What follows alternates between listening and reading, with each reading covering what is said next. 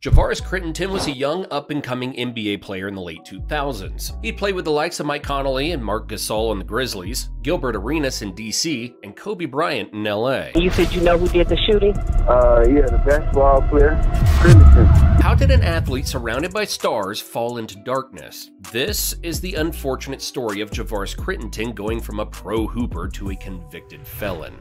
Javaris was born in 1987 in Atlanta, Georgia. Raised in the projects of the city, Javaris kept his head down and focused on his grades and sports. He was a straight-A student that would finish his high school career as both class president and a McDonald's All-American, playing against future NBA players like Kevin Durant and the Lopez twins. He wasn't a kid you'd expect to even be remotely in trouble, let alone something as serious as murder. He'd get a scholarship to play for Georgia Tech and get to stay close to home for his college career, which would only actually be a single season.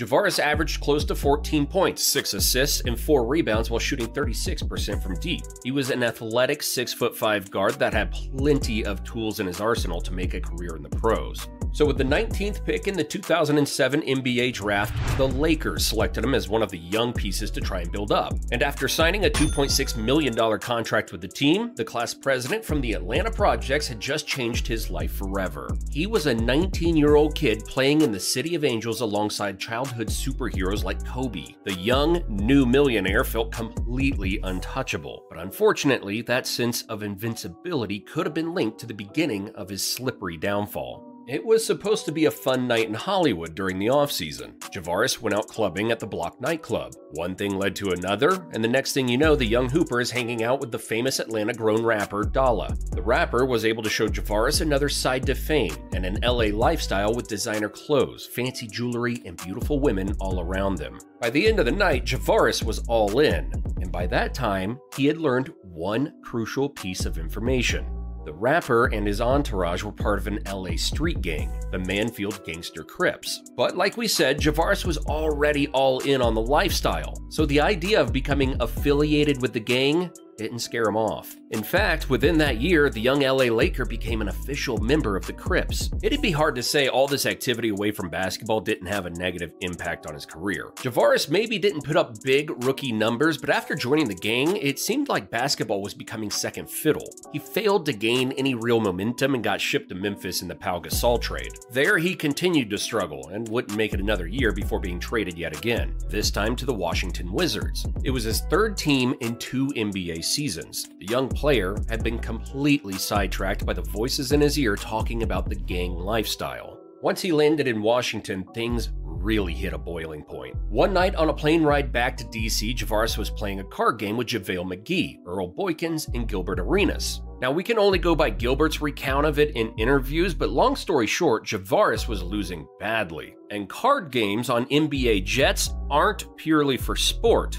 they're also for betting. The young player didn't exactly have the contract money to be throwing down like someone of Gilbert's stature. Eventually, Javaris started getting frustrated and lost his cool. He started shouting about the unfairness of the game and directing it at Arenas, talking about how he's not playing right and he's the type of person he'd rob if they were in the streets. By the end of the night, both players had hastily threatened to shoot each other. Needless to say, the Gilbert Arenas and Javaris Crittenton relationship was an interesting one. Gilbert recounts the early days before the kid was even on the Wizards back during the draft days. When Javaris was trying out for the Wizards, he tore through his shoes at one point. Gilbert tossed him his shoes and told the kid to keep cooking everybody else. From that moment on, they talked like an older and younger brother type relationship. Arenas providing advice and favors to the young man trying to find his way, while also poking his buttons like a card game during a flight. Eventually, it would later reach a breaking point in the Wizards' locker room. It turned out the card game antics in the eyes of Javaris were not just some brotherly picking. Retired Washington Wizard Caron Butler witnessed the whole thing and recounted in his memoir that before the two got off the plane, they threatened about what will happen next practice and continued to reference guns. The very next practice, sure enough, it all came to a head in the locker room. Gilbert was still pushing, and when Javaris walked in, he shouted out to him to pick which one of the guns he had brought that he wanted Gilbert to shoot him with. According to Butler's account, Gilbert had brought out 4 different pistols. Crittenton said that he didn't need to pick and turned around with a gun fully loaded and cocked, pointed right at Gilbert. The situation escalated and teammates went for cover. Butler tried to talk Javaris down, and while he did, Arenas slowly removed himself from the situation. Both players were suspended for the rest of the season. In Javaris' case, his career had finally fallen off the deep end. He would be set on probation, never play another NBA game, and the overall suspension turned into a contract termination. Instantly, the rest of his salary at $670,000 had vanished. The gang member had too much pride to get down in a card match of a couple of $1,000s, and now he was paying a much heftier price. A price that went beyond just pride and money. As everything around him was collapsing, Javaris felt lost and alone. He needed the comfort and protection of those that knew him before the bright lights, his family, and his community back in Atlanta. But after he touched down in Georgia, he received nothing but a welcome home party. The community had turned on him. The person who was once a young hooper with limitless potential and represented his peers to the world had become a stain on the community's name. Desperate for a group to understand him, he turned back to where it all started in the first place: the Manfield Gangster Crips. In absolutely no time, Javaris had fully integrated himself with the ride-or-die members of the gang. He was actively taking part in their activities and even helped them out when they needed what was left of his NBA contract money. By the end of 2010, though, he was once again alone. Most of the members of the gang that Jarvis knew had either been killed or locked up. And after a failed attempt at an NBA return in 2011, it truly seemed like Crittenton had no one left to turn to. And then it happened. It was still 2011 and now back in Atlanta. And Javaris had just gotten robbed for everything on him, ranging from his phone and $25 in cash to over $50,000 in jewelry. Worst of all, it wasn't a freak occurrence. Javaris knew the men who robbed him. They were from a rival gang.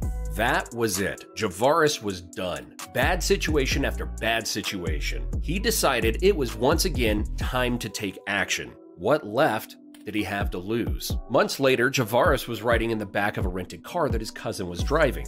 They were headed to the usual area of one of the rival gang members who robbed him. Shortly after arriving, they saw him walking by on the sidewalk. Javaris rolled down the window and fired. There was no more community to steer him in the right direction.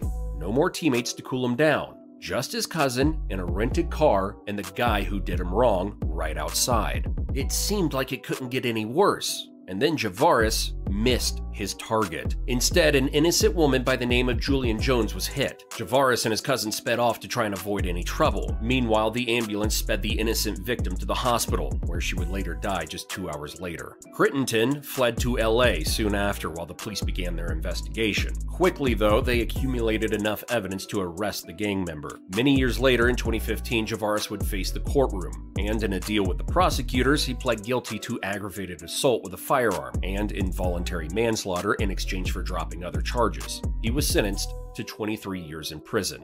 That's a look into Javaris Crittenton's story. It's impossible to know the true inner workings of those years, from class president and McDonald's All-American to an NBA rookie/Crip member, where, by the end, he was a man who had nowhere to go. But this at least catches a glimpse of what could have been and what actually happened. Thanks for watching, and we'll see you in the next one.